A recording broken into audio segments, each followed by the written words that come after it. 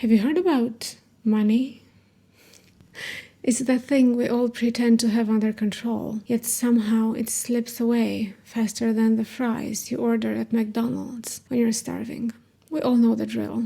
You get paid, you spend a little, you save a little, and then suddenly, whoops, it's the end of the month, and you're once again asking yourself why your bank account looks like it just witnessed a crime. But fear not. I'm here to help. Whether you're trying to stop living paycheck to paycheck, avoid getting too familiar with your overdraft fees, or simply stop staring at your bank account balance like it's a horror movie, this video is for you. I'll give you a crash course in money management, and yes, I'm going to sprinkle in a little sarcasm along the way because honestly, that's the only way to survive adulthood. But before we dive into how to not go broke, make sure you hit that subscribe button so you can keep avoiding financial disasters. Ready? Let's dive into how to manage your money so you never go broke again. And no, it doesn't involve living off ramen and avoiding every single purchase like you're a medieval monk. I promise. Although I could do a few weeks of ramen-only dinners. I love ramen. Anyone else? You? You? Or you? Okay. Number 1. Stop pretending you can keep up with the Joneses. First things first, stop pretending like you're as rich as your Instagram feed suggests. Just because you see people splurging on designer bags or jetting off to Ibiza doesn't mean you have to. I know, it's tempting. But guess what?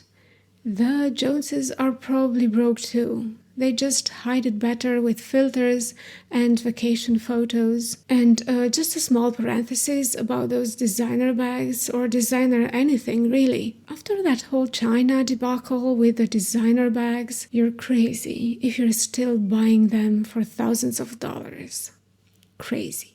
If you want to unsubscribe because I said this, you should.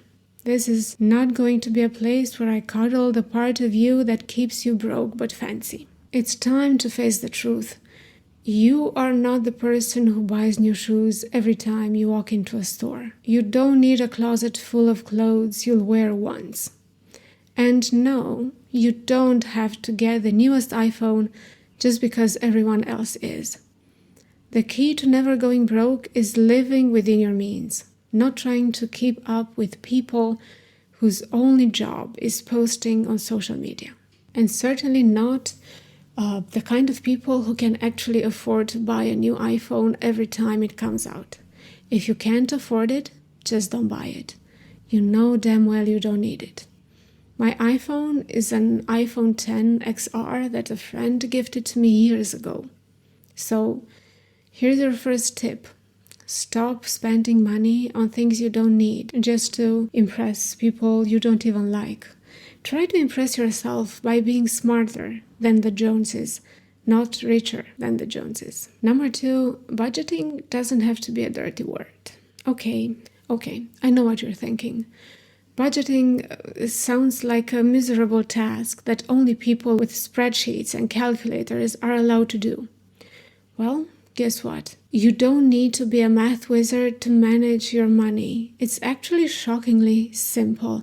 It had to be, otherwise I wouldn't be able to do it. I'm not a math genius. I'm not a math anything. I hate math. I always did, even as a child, or especially as a child.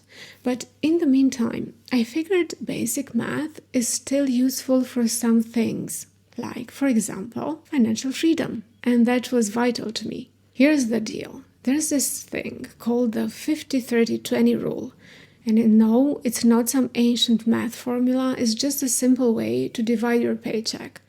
50% for necessities. This includes rent, utilities, groceries, and whatever else keeps you alive. Yes, that means you need to stop spending 30% of your income on food delivery. Shocking, I know. This leaves 30% for wants. This includes all those fun things that keep you sane, like entertainment, dining out, or your monthly subscription to Netflix. Yes, I'm aware this doesn't leave room for your spontaneous, I just saw a $300 purse, but that's the price of living. 20% goes to savings and debt. This is the part that most people definitely ignore. But guess what? This is the part that makes sure you don't go broke when your car breaks down or when the landlord raises the rent. Start small. Even if it's $20 a month, just start. You'll be surprised how much your quality of life changes when you start doing the right things. A budget isn't about denying yourself fun or becoming the ultimate minimalist. It's about knowing exactly where your money is going so you're not surprised when it vanishes into the void of your overspending. 3. Build an emergency fund because life will throw crap at you. That's what life does, and you know it. Let's be real. Life is full of surprises. Some of them are fun, like your surprise birthday party, but most of them are just inconvenient and expensive. For example, the car breaks down, or your computer dies, or your cat decides to take a nap on your laptop and destroys your file. Stuff like that. That's why you need an emergency fund. If you don't have one yet, I'll give you a moment to cry. No judgment. I cried too. Oh my God, did I cry? But seriously, stop pretending like you're invincible. Emergencies happen all the time. Emergencies are coming. They always come. And when they do, you don't want to be stuck charging everything to your credit card and living off ramen noodles for the next 3 months. Here's the good part. You don't need a huge emergency fund at first. Start with $100. Work your way up to $500. Then work your way up to a 3 to 6 month cushion of expenses. That way, when life gives you lemons, you won't be scrambling to find a loan shark who can lend you money to fix your car. Number 4, ditch the credit cards. Unless you're responsible. I'm not responsible, so I don't have credit cards. Not even one. Credit cards are that magical financial tool that makes you think you have more money than you actually do. They're like the dangerous little gremlins of personal finance. If you use them incorrectly, they will absolutely ruin your life. If you're the type of person who treats credit cards like free money, well, congratulations. You're already well on your way to getting yourself into debt. Look, I'm not saying credit cards are evil. If used correctly, they can help you build credit, rack up points for travel, and sometimes even give you a bit of cash back. But they're only useful if you pay off the balance every month. The moment you start carrying a balance and paying interest on your purchases, you're playing with fire. My battery just ran out. So, do yourself a favor and treat credit cards like they're the high-maintenance friend who needs constant attention. Pay them off every month and don't let them get the best of you. Number 5, set financial goals, not just survive the month. You've probably heard it a million times. Set goals. But let's get real for a second. Most of us are just trying to survive the week, not run a marathon of financial goals. However, it's still important to have clear financial goals and not just make enough to get through the month without crying, but sometimes a bit more long-term. Set goals that actually excite you. Want to buy a car, save for a vacation, pay off your student loan. The clearer the goal, the easier it is to stay on track. The trick is to break those big goals into smaller, manageable pieces. If you want to save $5,000 in a year, that's only $417 a month. You can totally do this, I promise. And guess what? When you meet your goal, you can celebrate with something more exciting than a spontaneous shopping spree. Maybe you'll feel like treating yourself to a night out, but in a controlled, financially responsible way.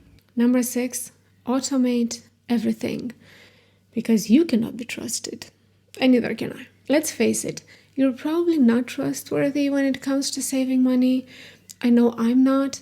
You say you'll put $100 in your savings account every month, but somehow that money always disappears when the weekend comes. I get it. But don't worry, there is a solution. Just automate everything. Set up automatic transfers to your savings account. Have bills paid automatically. And make sure your retirement savings are on autopilot. That way, you won't even have the option to spend that money on the next limited edition whatever. Your future self will thank you.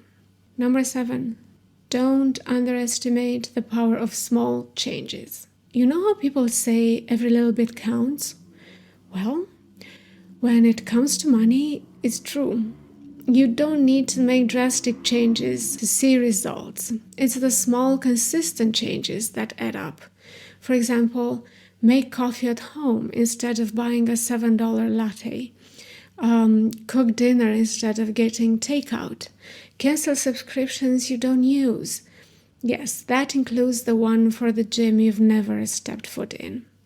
Try shopping for clothes during off-seasons when things are on sale. Before you know it, these little changes will keep you out of the going broke zone and move you closer to financial freedom, or at least the ability to buy yourself a nice dinner without guilt. Keep in mind, you don't have to do this all the time. You just have to do it in the periods when you're going through financial trouble. Then you can loosen up the purse strings a little. It's all about adapting to the situation. In conclusion, you don't have to be rich to be financially stable. You just need to be smart with the money you've got. It's not rocket science, but it does require some self-discipline and a whole lot of not buying things you cannot afford. Start small, get serious about saving, avoid credit card debt, and do not try to keep up with the influencer lifestyle. With a little planning and a lot of self-control, you can manage your money like a pro and still have enough left over for a Netflix subscription and maybe a fancy coffee every once in a while. All right, now that you've got the tools to not go broke, congratulations, you're welcome. Go ahead and subscribe so you never miss more straightforward money tips, for when you decide to stop impulse buying things on Amazon. Also, drop a comment. Let me know what money mistakes you've learned from. I'm not here to judge, I promise. Thank you for watching. I'll see you next time. Bye.